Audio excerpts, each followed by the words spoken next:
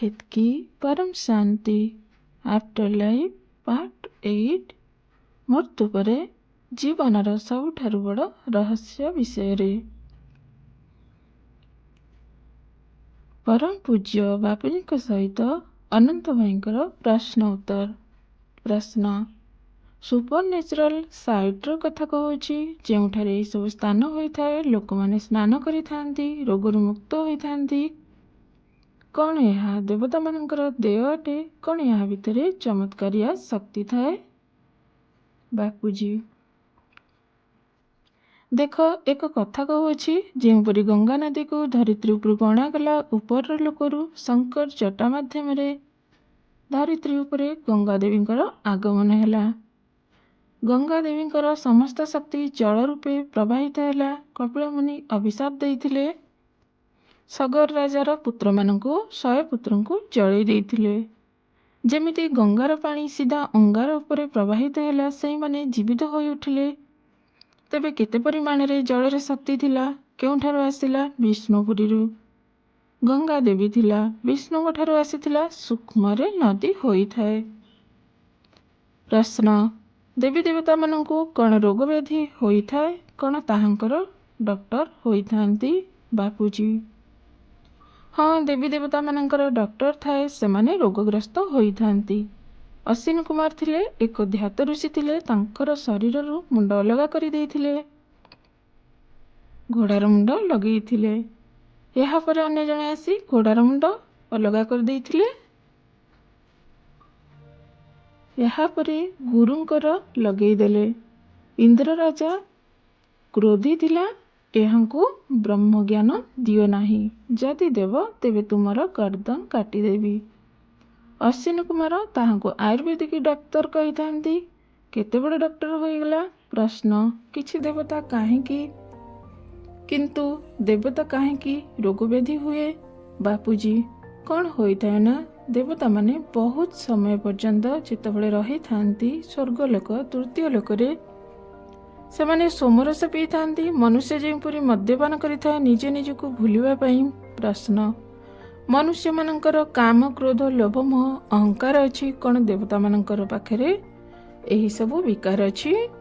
ବାପୁଜୀ: ଦେବତାମାନଙ୍କ ପାଖରେ ବହୁତ ଅଧିକ। ଇନ୍ଦ୍ରକୁ କେତେ ପରିମାଣରେ ବିକାର ଥିଲା? ଋଷିର ରୂପ ଧାରଣ କରି ଭୁଲ କର୍ମ କରିଥିଲା। ଏପରି ବିକାରୀ ବ୍ରହ୍ମଜ୍ଞାନ ଗ୍ରହଣ କରିପାରିବ ନାହିଁ। ଧ୍ୟାତ ଋଷି ଏପରି ଉଦ୍ଦେଶ୍ୟପୂର୍ଣ୍ଣ କଥା କହିଥିଲେ। ଇନ୍ଦ୍ର ବିମାନ ନେଇ ପଳାୟନ କରିଥିଲା। ବାପୁଜୀ: ଦେଖ, ଆସିଥିଲା ବ୍ରହ୍ମଜ୍ଞାନ ନେବାକୁ, କିନ୍ତୁ ନେଇପାରିଲା ନାହିଁ। କାହିଁକି? ବିକାରଯୁକ୍ତ। ପୁଣି ଇନ୍ଦ୍ର ପୁଣି କ'ଣ ହୋଇଯାଏ? ନରକର କୀଡ଼ା ଅର୍ଥାତ୍ ପୋକ। ତେଣୁ କାହିଁକି ପୋକ ରୂପ ନେଲା? ତାହାକୁ ଅଭିଶାପ ପ୍ରାପ୍ତ ହୋଇଥିଲା।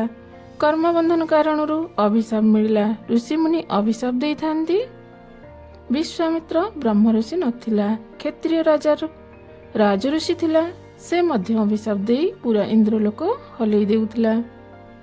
ନ୍ୟାଚୁରାଲ ସାଇଟ୍ରେ ମନ୍ଦିରର ପାର୍ଶ୍ୱରେ ନଦୀ ଜଳକୁଣ୍ଡ ହୋଇଥାଏ। ସେହି ପାଣିରେ ଦେବୀ ଦେବତା ବେଳେ ଆତ୍ମାମାନେ ପ୍ରେରଣା ଦେଇ ଭଲ ଗୁଣ ପକାଇଥାନ୍ତି। ଯେଉଁପରି ୱାଟର ହାଜ୍ ମେମୋରି, ପାଣି ମଧ୍ୟରେ ସ୍ମୃତି ଥାଏ। କୋଡ଼ ବାହାରି ଆସିବ, ବହୁତ ସାରି ରୋଗ ବ୍ୟାଧି ସମାପ୍ତ ହୋଇଯିବ। ସୂକ୍ଷ୍ମ ଜଗତରେ ଆତ୍ମାମାନଙ୍କର ଅସ୍ତିତ୍ୱ ସେହିଠାରେ ଅଛି। ଯେଉଁପରି ଗଙ୍ଗା ଦେବୀର ଉଦାହରଣ ଦିଆଗଲା, ସେହିପରି ସୂକ୍ଷ୍ମ ଜଗତରେ ଆତ୍ମାମାନେ ପ୍ରେରଣା ଦ୍ୱାରା ଏହା ସବୁ ସିଦ୍ଧ କରାଇଥାନ୍ତି। ଆସୁଥିବା ମନୁଷ୍ୟ ପାଣିରେ ସ୍ନାନ କଲେ ରୋଗ ବ୍ୟାଧି ସମାପ୍ତ ହୁଏ, ଅର୍ଥାତ୍ ତାହାର ସୂକ୍ଷ୍ମ ଶରୀର ଚାର୍ଜ ହୋଇଯାଏ। ସେହି ପାଣି ଭିତରେ ସୂକ୍ଷ୍ମ ଶକ୍ତି ଅଛି। ସୂକ୍ଷ୍ମ ଶକ୍ତି କାରଣରୁ ସୂକ୍ଷ୍ମ ଶରୀର ଚାର୍ଜ ହୋଇଥାଏ।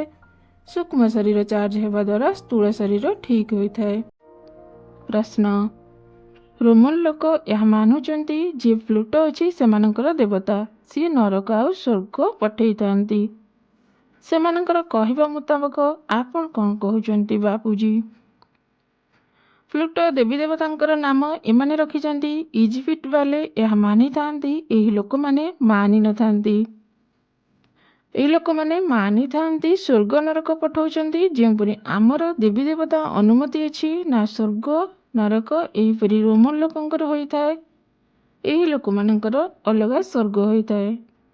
ଭିନ୍ନ ପ୍ରକାରର କେତେକ ହୋଇଥାଏ, ଯେଉଁପରି ଆମର ସ୍ୱର୍ଗ 14 ଲକ୍ଷ ଯୋଜନ କେତେ ଲୋକ ରହିପାରିବେ।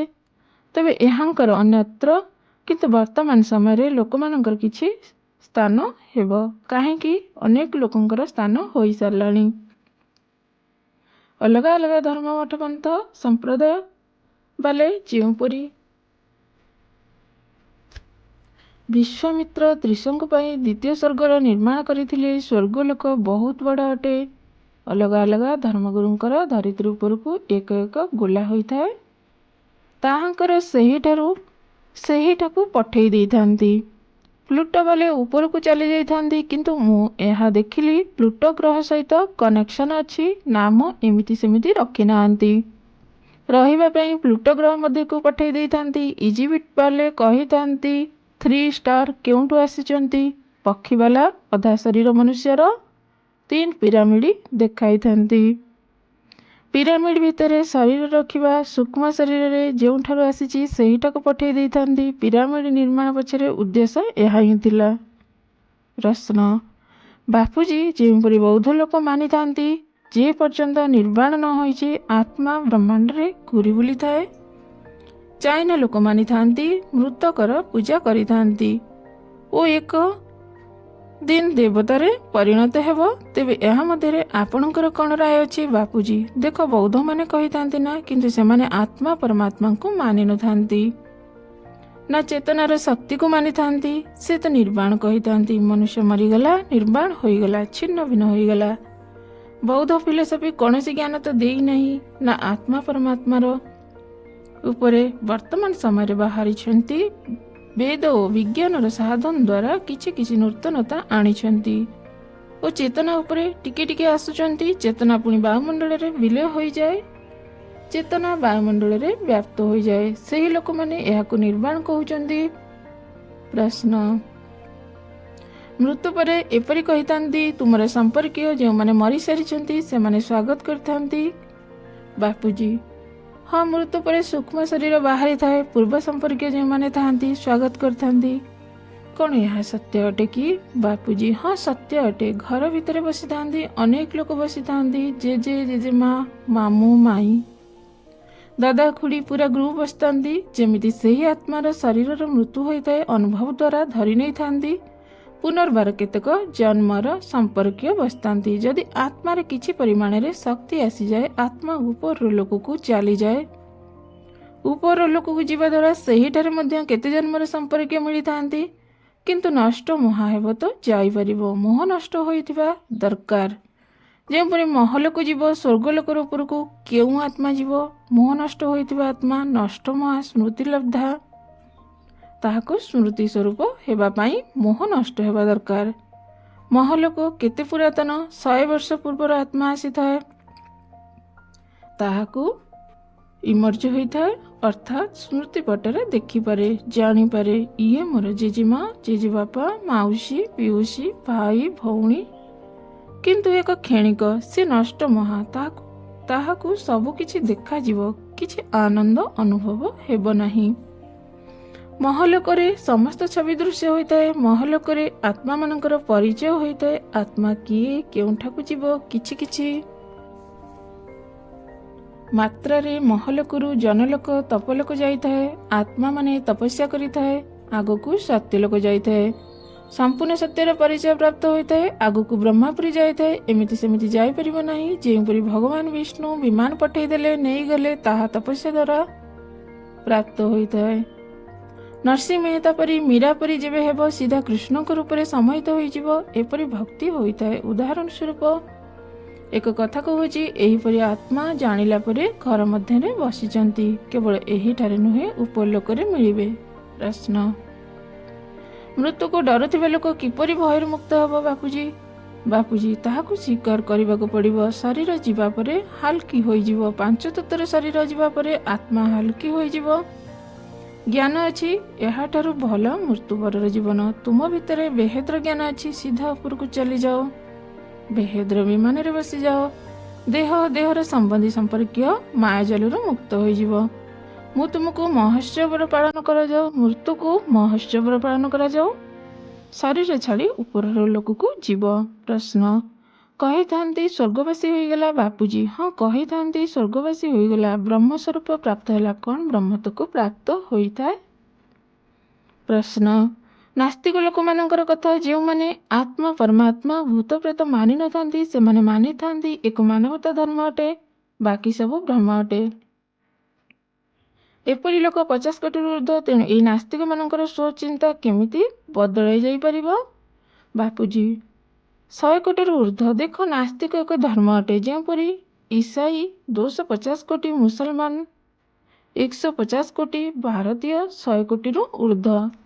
ଏପରି ନାସ୍ତିକ ଏକ ଧର୍ମ ଅଟେ। ବେହିସାବ ଆତ୍ମାମାନେ ସୂକ୍ଷ୍ମ ଜଗତରେ ବସିଛନ୍ତି, ବୁଲୁଛନ୍ତି। 3 କିଲୋମିଟର ଉପରକୁ ସେହି ଆତ୍ମାମାନେ ପ୍ରବେଶ କରି ଖାଇ ପିଇ ମଉଜ କରୁଛନ୍ତି।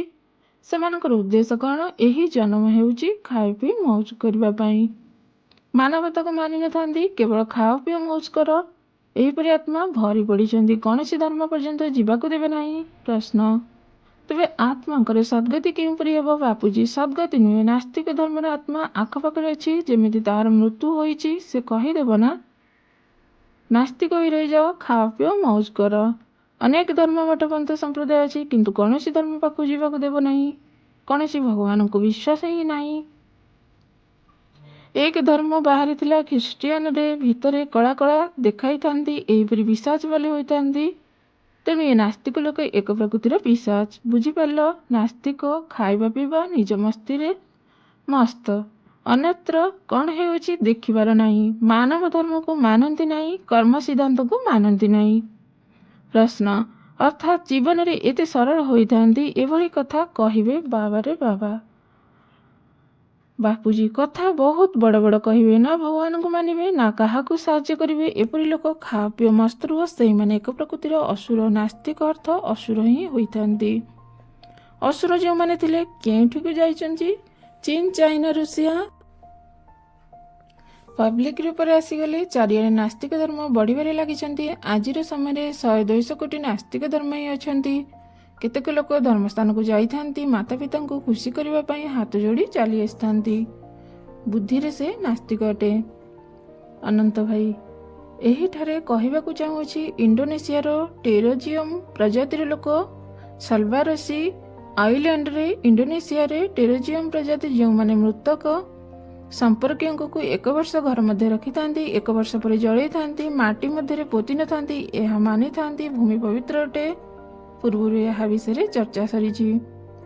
ଆଗକୁ ଆମାଜନ ଜଙ୍ଗଲ ଭିତରେ ସାମନ ଏକ ଧାର୍ମିକ ଲୋକ ଯାହାକୁ କହିଥାନ୍ତି, ସେଇମାନେ ଏକ ଡ୍ରଗ୍ ପିଇଥାନ୍ତି, ତାହାକୁ ପିଇବା ଦ୍ୱାରା ଆଫ୍ଟର ଲାଇଫରେ କନେକ୍ଟ ହୋଇଥାନ୍ତି ଓ ମୃତ୍ୟୁ ପୁନର୍ଜନ୍ମ ଅନୁଭବ କରିଥାନ୍ତି। ଏହା ଉପରେ ବାପୁଜୀ ସମସ୍ତ କହିଦେଲେ।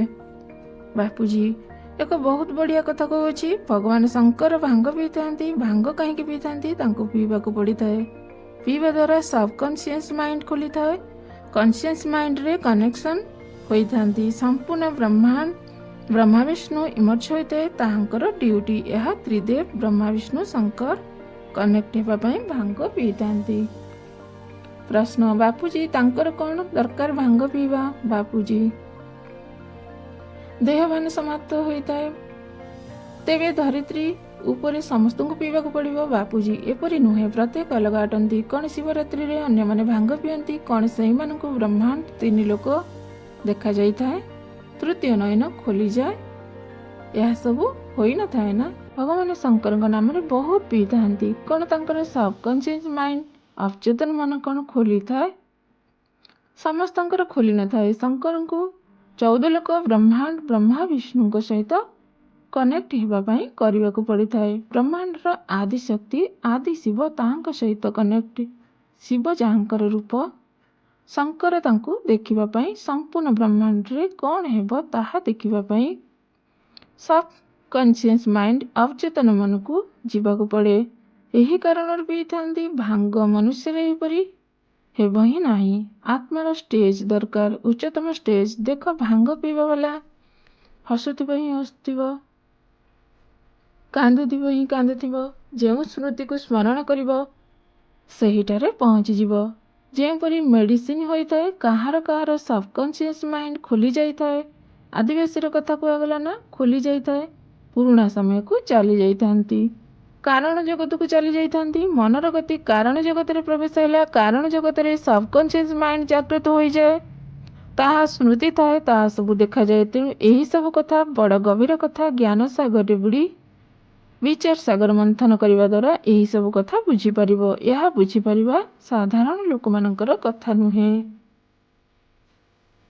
ଅନନ୍ତ ଭାଇ, ଏହିଠାରେ ବାପୁଜୀ ଆମର ସମସ୍ତ ପ୍ରଶ୍ନ ସମାପ୍ତ ହୋଇଅଛି। ସମସ୍ତ ଦିବ୍ୟାତ୍ମାମାନଙ୍କୁ କହିବାକୁ ଚାହୁଁଛି, ଯେଉଁମାନେ ଦେଖୁଛନ୍ତି ବହୁତ ଗୁରୁତ୍ୱପୂର୍ଣ୍ଣ ମେସେଜ କହୁଛି। ଆମର ୟୁଟ୍ୟୁବରେ 3500ରୁ ଅଧିକ ଭିଡ଼ିଓ ଉପଲବ୍ଧ ଅଛି। ଏହି ଚ୍ୟାନେଲକୁ ସବସ୍କ୍ରାଇବ୍ କରନ୍ତୁ, ଭିଡ଼ିଓକୁ ଲାଇକ୍ କରନ୍ତୁ, ଆମ ସହିତ ଯୋଡ଼ି ରୁହନ୍ତୁ। ଆମର ଡେଲି 10ରୁ 11 ଲାଇଭ୍ ମେଡ଼ିଟେସନ୍ ହେଉଛି। 1000ରୁ ଅଧିକ ଭିଡ଼ିଓ ହୋଇସାରିଲାଣି। ବାପୁଜୀ ଦଶରଥ ଭାଇ ପଟେଲ ମେନ୍ ଚ୍ୟାନେଲ ଓ ପରମ ଶାନ୍ତି ମୋଟିଭେସନ୍ ଆଣ୍ଡ ମେଡ଼ିଟେସନ୍ ଚ୍ୟାନେଲରେ ସକାଳେ 5:30ରୁ 6:30 ଡେଲି ମେଡ଼ିଟେସନ୍ ହେଉଛି। ଆମ ସହିତ ଯୋଡ଼ନ୍ତୁ, ଆଗକୁ ବଢ଼ନ୍ତୁ, ଆତ୍ମଜ୍ଞାନ ପର୍ଯ୍ୟନ୍ତ ଯାଆନ୍ତୁ, ବ୍ରହ୍ମଜ୍ଞାନ ପର୍ଯ୍ୟନ୍ତ ଯାଆନ୍ତୁ, ନିଜର ସ୍ୱରୂପକୁ ଜାଣନ୍ତୁ। ଆତ୍ମା ହିଁ ପରମାତ୍ମା ଯେପରି କହିଥାନ୍ତି, ତୁମେ ହିଁ ବ୍ରହ୍ମ ଅଟ। କିନ୍ତୁ ଜାଣିବାକୁ ପଡ଼ିବ, ଜ୍ଞାନ କି ବିନା ମୁକ୍ତି ମୋକ୍ଷ କିଛି ପ୍ରାପ୍ତ ହୋଇନଥାଏ। ଦୁନିଆ ପର୍ଯ୍ୟନ୍ତ ଜ୍ଞାନର ଭିଡ଼ିଓ ପହଞ୍ଚାନ୍ତୁ, ସମସ୍ତଙ୍କର କଲ୍ୟାଣ କରନ୍ତୁ। ବାପୁଜୀ ଆଉ କିଛି କହିବେ କି? ବାପୁଜୀ ଏମିତି କହୁଅଛି, ଜ୍ଞାନ ସ୍ୱରୂପରେ ଏତିକି କହୁଅଛି, ଜ୍ଞାନ ସ୍ୱରୂପରେ ଗଢ଼ି ହୁଅ, ବେହେଦର ପରମ ଜ୍ଞାନୀରେ ପରିଣତ ହୁଅ। ଅନନ୍ତ ଭାଇ, ବେହେଦ କା ପରମ ଜ୍ଞାନ ଆମର book life in multiverse book ୱେବସାଇଟ୍ରେ ଫ୍ରି ରଖାଯାଇଛି। ଇଂଲିଶ ଆଉ Hindi. Param Shanti ORG free download କରିପାରିବେ। ଅଡ଼ିଓ ଶୁଣିପାରିବେ। 12 ଭାଷାରେ ଆସିସାରିଛି। ଅଡ଼ିଓ ଶୁଣନ୍ତୁ, ଭିଡ଼ିଓ ଦେଖନ୍ତୁ, PDF ଡାଉନଲୋଡ୍ କରନ୍ତୁ। ଦୁନିଆ ପର୍ଯ୍ୟନ୍ତ ଜ୍ଞାନ ପହଞ୍ଚାନ୍ତୁ। ଆତ୍ମସ୍ୱରୂପକୁ ଜାଣିବା ବିନା ଆତ୍ମାର ସଦ୍ଗତି ହୋଇପାରିବ ନାହିଁ। ବାପୁଜୀ ଆପଣଙ୍କୁ ବହୁତ ବହୁତ ଧନ୍ୟବାଦ। ଆପଣ ଯାହା ସବୁ କହିଲେ ବହୁତ ବଢ଼ିଆ। ଆଜି ପର୍ଯ୍ୟନ୍ତ ଦୁନିଆରେ ଏହିସବୁ କଥା କେହି କହିନାହାନ୍ତି। ବାପୁଜୀ ଯାହା ସବୁ କହୁଛି ଆତ୍ମସ୍ୱରୂପର ଅନୁଭବର ଆଧାର ଉପରେ ଆସୁଥିବା ସମୟରେ ବିଶ୍ୱଜିତ ଯାହା ହେବାର ଅଛି, ପରମାଣୁ ବମ୍ ଫାଟିବାର ଅଛି, ମହାକାଳ ଭିଡ଼ିଓରେ ଏହି କଥା ପୂର୍ବରୁ କୁହାସରିଛି। ମହାକାଳ ପ୍ରଳୟରେ କିଏ କେଉଁପରି ବଞ୍ଚିବ, ଏହା ଆମର ନିଜତ୍ୱ କଥା, ଅନ୍ୟ କାହା କଥା ନୁହେଁ। ଦିବ୍ୟ ଦୃଷ୍ଟି ଦ୍ୱାରା ଦେଖିଥିବା କଥା ସମସ୍ତ କହୁଅଛି। ଅନନ୍ତ ଭାଇ, ବାପୁଜୀ ଦିବ୍ୟ ଦୃଷ୍ଟି ଦ୍ୱାରା ବହୁତ କିଛି ଦେଖିଛନ୍ତି, ଶୁଣିଛନ୍ତି, ଆମକୁ ଶୁଣାଇଛନ୍ତି। ଆସୁଥିବା ସମୟରେ ବହୁତ ଭିଡ଼ିଓ ଆସିବାର ଅଛି। ଆମେ ତାହା ଉପରେ କାମ କରୁଅଛୁ। ଦୟାକରି ଚ୍ୟାନେଲକୁ ସବସ୍କ୍ରାଇବ୍ କରନ୍ତୁ। ବାପୁଜୀ ଦଶରଥ ଭାଇ ପଟେଲ ମେନ୍ ଚ୍ୟାନେଲ। ବହୁତ ବହୁତ ଧନ୍ୟବାଦ। ବେହେଦ की परम शांति।